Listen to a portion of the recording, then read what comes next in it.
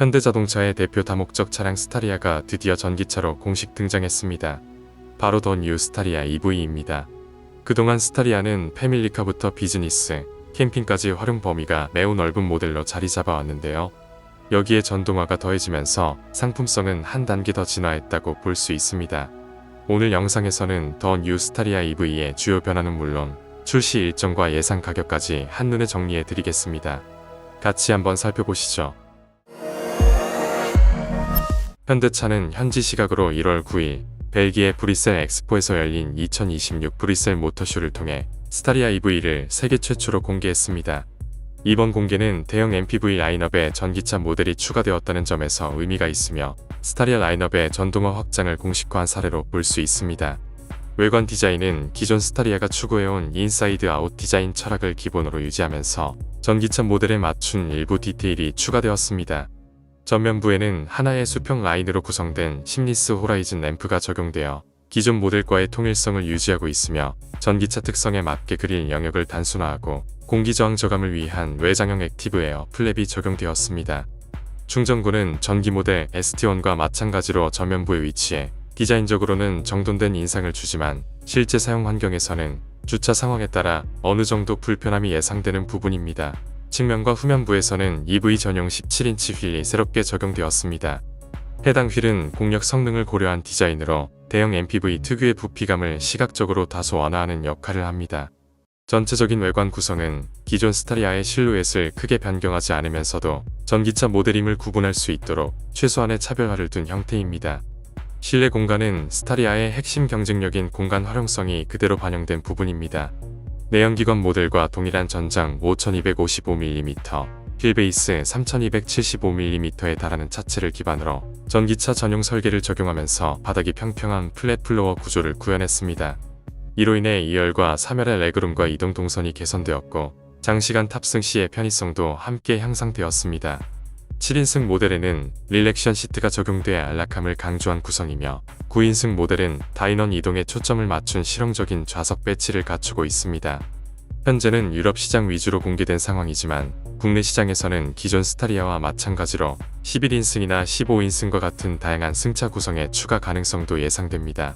운전석 공간에는 12.3인치 디지털 클러스터가 정면에 배치되어 주행 정보를 선명하게 전달하며 12.3인치 인포테인먼트 디스플레이를 통해 차량 설정과 각종 기능을 직관적으로 조작할 수 있습니다. 또한 무선 소프트웨어 업데이트를 지원해 별도의 서비스 센터 방문 없이도 시스템을 항상 최신 상태로 유지할 수 있습니다. 공조 기능과 주요 조작부에는 물리 버튼을 유지해 주행 중 시선 이동과 조작 부담을 줄였으며 실사용 편의성을 우선한 현대차 특유의 실용적인 접근이 돋보입니다.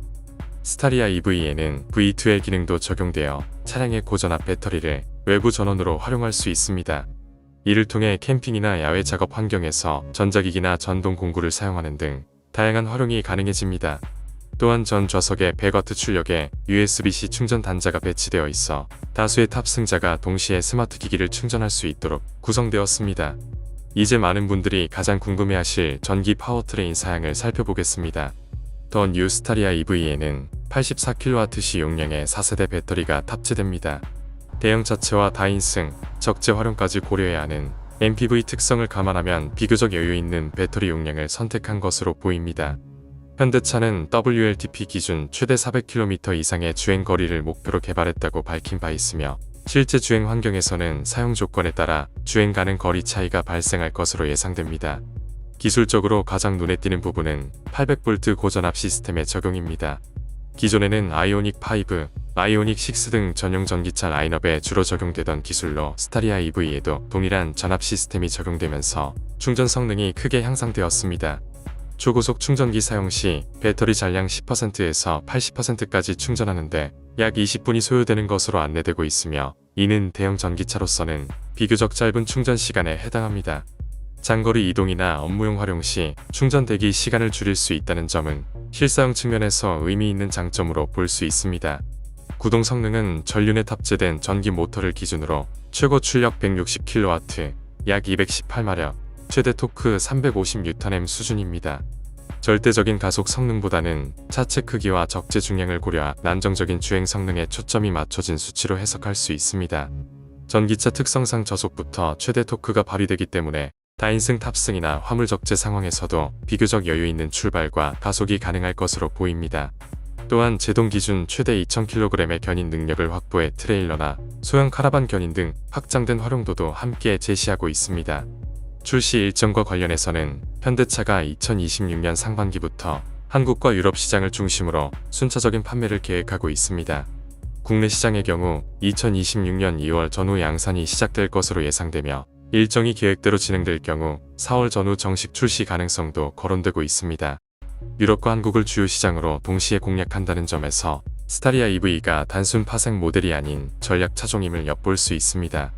가격은 아직 공식적으로 확정되지는 않았지만 현재까지 공개된 정보와 시장 흐름을 종합하면 어느 정도 윤곽은 드러납니다. 스타리아 EV는 트림과 좌석 구성에 따라 가격 차이가 크게 벌어질 것으로 예상되며 카고 모델 3에서 5인승은 약 5천만원 초반, 투어로 모델 9에서 11인승은 약 5천만원 중후반, 라운지 모델 7에서 9인승은 6천만원 초반에서 형성될 가능성이 높습니다. 여기서 가장 중요한 변수는 전기 승합차 보조금 제도입니다. 2026년 환경부 지침 기준으로 스타리아 EV와 같은 전기 승합차는 최대 1,500만원 수준의 국고 보조금이 책정될 가능성이 크며 여기에 지자체 보조금과 기존 내연기관 차량 폐차 시 받을 수 있는 전환 지원금 최대 100만원까지 더해지면 실제 혜택은 상당히 커집니다. 이를 서울시 기준으로 적용할 경우 카고 모델은 실구매가가 3천만원대 중후반, 승용 중심의 투어로나 라운지 모델은 4천만원대 중반에서 5천만원대 초반까지 내려갈 여지도 있습니다. 특히 카고 모델이나 11인승 이상 승합 모델은 상용 전기차 보조금 체계가 적용돼 사업자나 법인 입장에서는 체감 구매 가격이 더욱 현실적인 수준으로 낮아질 전망이며 스타리아 EV는 패밀리카부터 셔틀과 업무용, 상용 수요까지 폭넓게 아우르는 다목적 전동화 MPV 전략 모델로 해석하는 것이 가장 정확해 보입니다. 종합해보면 더 뉴 스타리아 EV는 기존 내연기관 스타리아의 전동화 버전에 그치지 않고 공간 활용성과 충전 성능, 견인 능력, V2의 기능 등을 결합해 전기 MPV의 실사용 범위를 확장한 모델로 볼 수 있습니다.